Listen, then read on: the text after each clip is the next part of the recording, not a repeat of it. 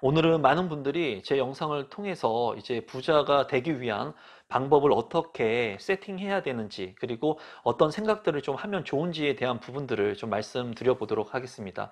많은 분들이 이제 코로나 사태를 겪어가면서 어려움에 처한 사람들이 굉장히 많죠. 특히나 자영업자 같은 경우, 그리고 직장이 없어져 가지고 아예 지금 현재 생활을 잘 못하는 분들도 상당히 많더라고요. 제 지인 그리고 제 친구 중에도 그런 사람들이 많다는 것을 제가 직접 보면서 정말 앞으로의 인생을 살아가는 데 있어서 안정적인 수익 그리고 안정적인 자산을 확보하는 게 정말 중요하구나 라는 것을 지금 깨닫고 있습니다. 임성배 TV. 보동과 덴데크. 저 같은 경우에는 이제 2003년도부터 제가 부동산을 했기 때문에 어떻게 보면은 부동산에 최적화돼서 공부를 많이 하고 부동산을 늘리기 위한 그런 경험들, 그리고 거래를 많이 하면서 제가 축적할 수 있는 그런 소중한 자산을 늘릴 수 있는 그런 경험들을 많이 한 것이 어쩌면은 저는 굉장히 운이 좋다고 개인적으로 생각을 합니다. 하지만 여전히 이런 부동산의 경험, 자산을 늘릴 수 있는 그런 경험을 못 하시는 분들도 상당히 많은 것으로 보여지거든요. 그런 분들 같은 경우에는 일단은 자산을 늘릴 수 있는 방법들 또는 생각들을 하나 두 개씩 내 것으로 만드는 게 중요합니다.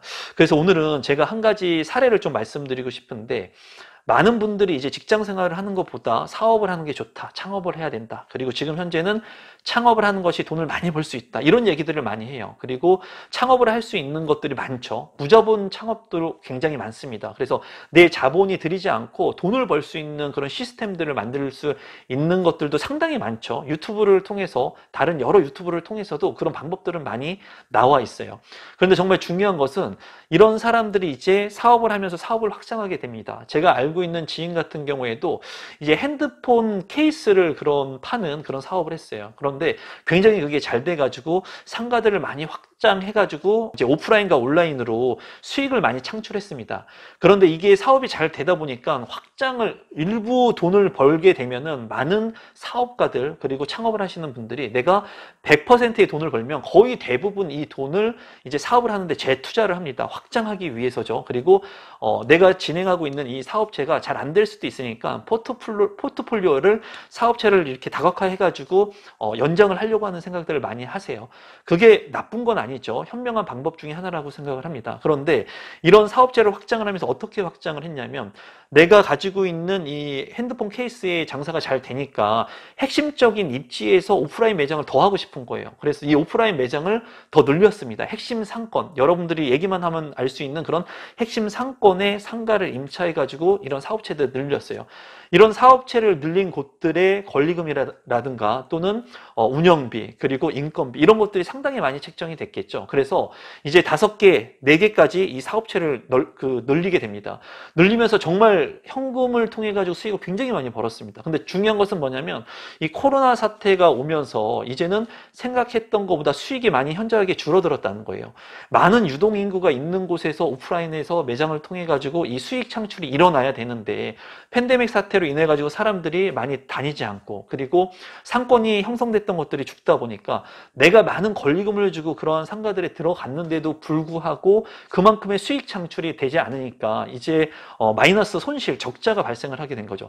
그래서 정말 한순간에 본인이 투자했던 돈들을 회수하지 못하고 많은 그런 손실을 본 사례들이 있습니다. 그리고 이런 사례들은 굉장히 많을 거예요. 사업에 계속 재투자를 했는데 이런 코로나 같은 특수 상황으로 인해 가지고 손실을 많이 보신 분들도 있지만, 제 주변에서 보면 그런 얘기들을 많이 합니다. 사업을 통해 가지고 내가 사업에는 최고 수단을 가지고 있는데 정작 중요한 것은 내가 10년 사업을 통해서 남긴 순수익보다 부동산 투자를 통해 가지고 남긴 순수익이 훨씬 더 많다는 거예요. 부동산 투자 같은 경우에는 한 건, 두 건 했을 뿐인데 내가 10년 동안 사업을 통해서 번 돈보다 훨씬 더 많은 수익을 남겨줬다는 거죠. 최근 같은 경우에는 부동산의 가격이 너무나 올랐기 때문에, 큰 폭으로 올랐기 때문에 더욱이나 이 투자 수익이 훨씬 더 많았을 겁니다. 그래서 현명한 사업가들 그리고 창업가들 그리고 투자자들 같은 경우에는 여러분들도 꼭 참고를 하셔야 됩니다. 내가 직장 생활을 하면서 예를 한번 들어본다면, 직장 생활을 하면서 내가 차장, 부장, 임원까지 가기 위해서 열심히 일을 하는 건 좋습니다. 그런데 이거는 누굴 위해서 일을 하는 거죠? 나의 능력치를 배양하기 위해서, 나의 능력을 높이기 위해서 물론 좋은 하나의 수단으로 열심히 일을 하지만 중요한 것은 회사 사장한테 돈을 벌어주는 구조가 되는 거죠. 직장 생활을 하면서 내가 반드시 생각해야 되는 부분은 뭐냐면, 내가 지금 이렇게 일을 하고 있는 이 시간 속에서 내가 직급이 올라가고 연봉이 올라가는 것은 좋지만 이것을 내가 나중에 회사를 그만뒀을 때도 써먹을 수 있느냐, 내 능력의 역량으로 올라갈 수 있느냐, 내가 독자적으로 하나의 아이템으로 만들 수 있느냐, 사업으로 만들 수 있느냐, 이런 부분들을 여러분들께서 반드시 생각을 해야 됩니다. 돈을 많이 번다고 하더라도 만약에 이런 부분들을 별개로 나누어서 생각했을 때 나만의 그런 능력치로 배양할 수 없다면 이런 회사에 다니는 것은 여러분들께서 한 번쯤 생각을 해 보셔야 돼요. 다만 이렇게 내가 직장 생활을 통해 가지고 돈을 벌었을 때 일정 부분은 자산이라고 하는 것으로 반드시 이동을 시켜야 됩니다. 그런데 많은 분들이 이런 돈을 벌어 가는데 내 캐리어를 쌓는데 또는 연봉이 올라가는 데만 집중하다 보니까 정작 필요한 자산으로 이동을 시키지 못하는 거예요. 사업 같은 경우에도 마찬가지죠. 사업을 해가지고 돈을 벌게 되면은 일정 부분을 반드시 자산이라고 하는 곳으로 이동을 시켜줘야 되는데 많은 분들이 사업을 하면서 사업을 그냥 확장하려고 하는 생각들을 많이 합니다. 그런데 사업이라고 하는 것이 계속 롱런할 수 있으면 좋지만은 지금은 트렌드가 완전히 변했어요. 그래서 3년 전의 트렌드, 1년 전의 트렌드, 5년 전의 트렌드가 바로 순식간에 변화하는 그런 시대에, 빠르게 변화하는 시대에 살고 있거든요. 이건 뭐냐면 우리가 사업을 통해 가지고 어떠한 아이템을 가지고 일을 한다고 하더라도 이 사업이 확장될 수 있는 그런 한계성, 그리고 개별성, 그리고 다양성이 굉장히 많다는 거죠. 그래서 제가 아는 지인 같은 경우에도 프랜차이즈 사업을 하면서 돈을 많이 버신 분이 있습니다. 이름만 대면 알만한 프랜차이즈 사업의 오너인데도 불구하고 그분이 하신 말씀이 뭐냐면은, 내가 프랜차이즈 사업을 통해 가지고 많은 돈을 벌었는데 이 많은 돈을 번 거보다 내가 건물을 하나 산 거, 2개를 산 거, 물류창고를 사놓은 거, 이게 훨씬 더 많은 돈을 벌어줬다는 거예요. 그래서 예전에는 제가 부동산을 할 때 이런 얘기가 있었습니다. 정말 부자가 되는 사람은 누구냐? 땅을 가지고 있는 사람인데 고물상을 하는 사람을 제가 예를 들어보겠습니다. 고물상을 했을 때 만약에 서울의 핵심 지역에서 옛날에 고물상을 했다고 제가 예를 한번 들어볼게요. 그러면 100평의 고물상을 합니다. 그러면 대지를 가지고 있죠. 땅을 가지고 있는 거예요. 이 부지의 100평에 이제 철제들 같은 거, 쓰레기 같은 거를 가져와 가지고 그거를 사고 팔면서 이제 수익을 남깁니다. 근데 정작 중요한 것은 그런 고물상을 운영하시는 분들이 이런 고물을 사고 팔면서 돈을 버는 것이 아니라, 서울 지역에서 고물상을 했다면 이 내가 가지고 있었던 이 땅 가격이 올라가지고 나중에는 이 땅을 팔고 그 돈을 가지고 또 서울에서 좀 외곽 쪽으로 가가지고 땅을 사가지고 또 고물상을 계속 운영하다가 또 거기가 개발이 되면은 이제 수도권 핵심 지역으로 또 가서 땅을 사고, 이렇게 계속 순차적으로 하면서 고물상 같은 그 부지를 내 것으로 소유하고 일을 하신 분들 같은 경우에는 결국에는 이 고물을 사고 파는 사업을 통해서 돈을 번 것이 아니라 가지고 있는 부지의 가격이 상승을 하면서 돈을 벌었다는 거예요.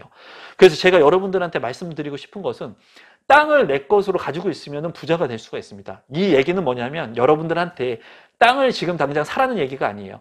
우리가 가지고 있는 빌라, 아파트, 여기에도 대지권이 있습니다. 대지권.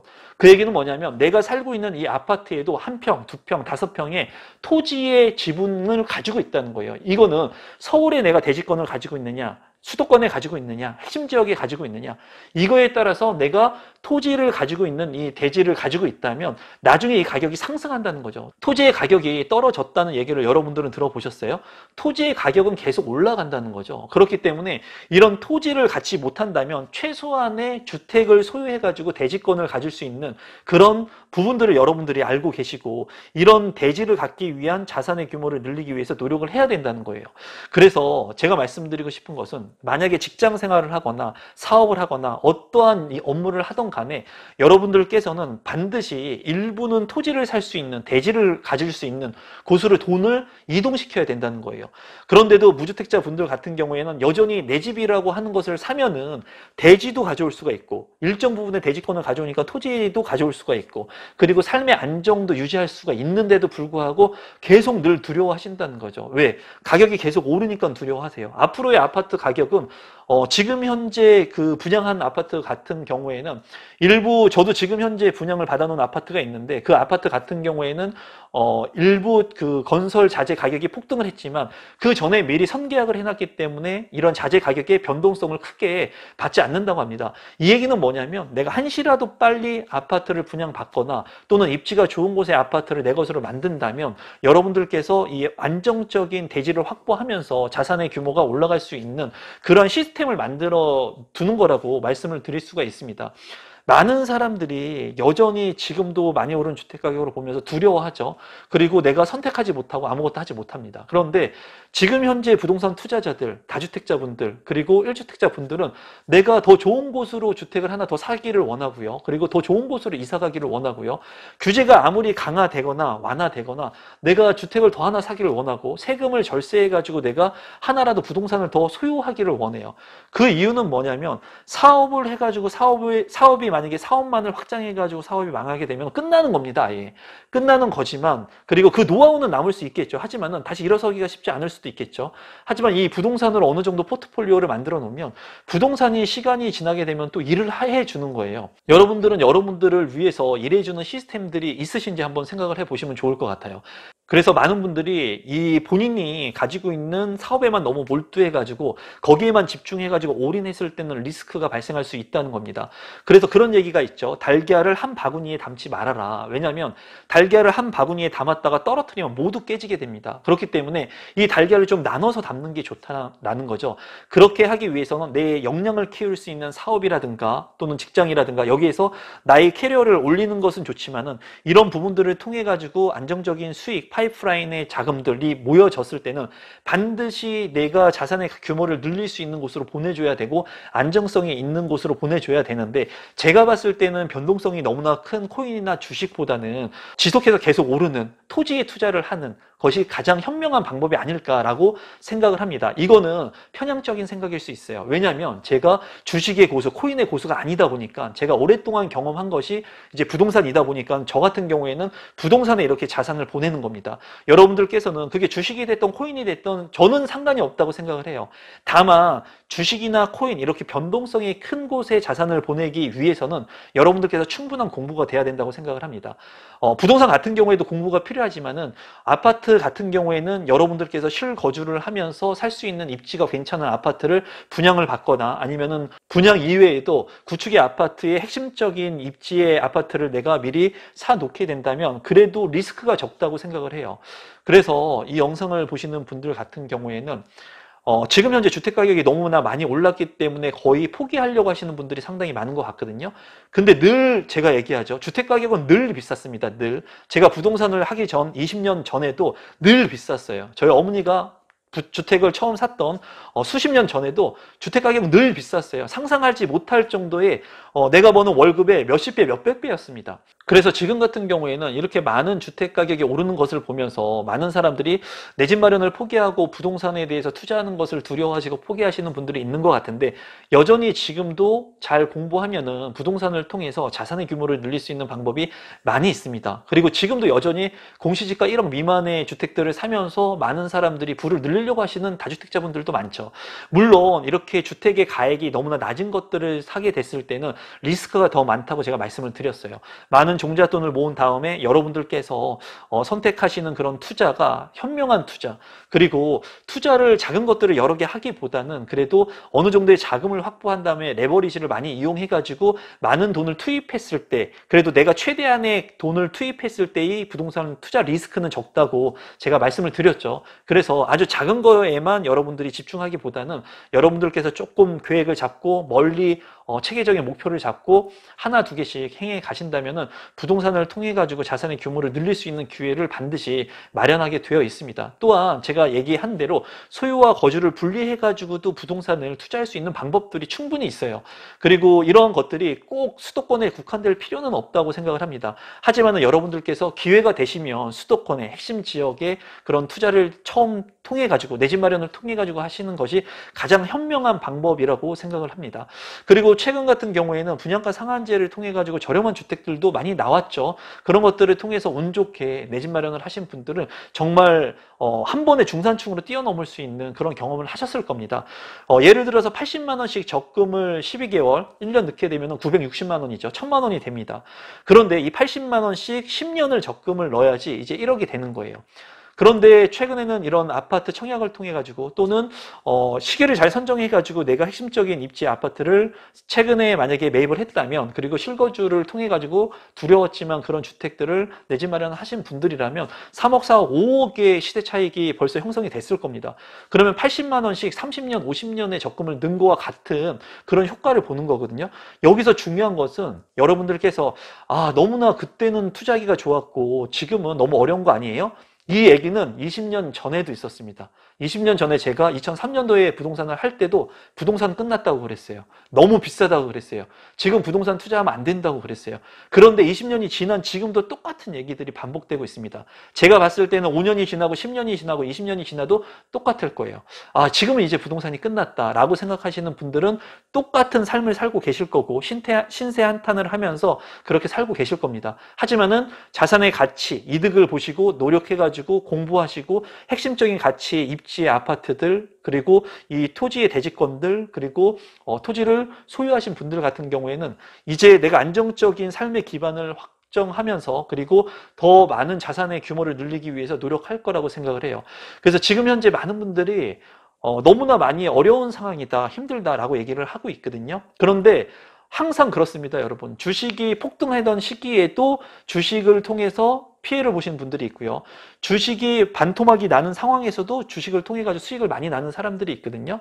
중요한 것은 주변 상황이 주택의 가격이 오르고 내렸기 때문에 내가 돈을 벌고 못 벌고가 아니라 주변 환경이나 상황이 아닌 내가 어떤 생각을 하느냐에 따라서, 그리고 내가 어떤 선택을 하느냐에 따라서, 어떤 목표를 가지고 살아가느냐에 따라서 이제 내가 자산의 규모를 늘릴 수 있는지 늘릴 수 없을지가 판단이 될 거예요.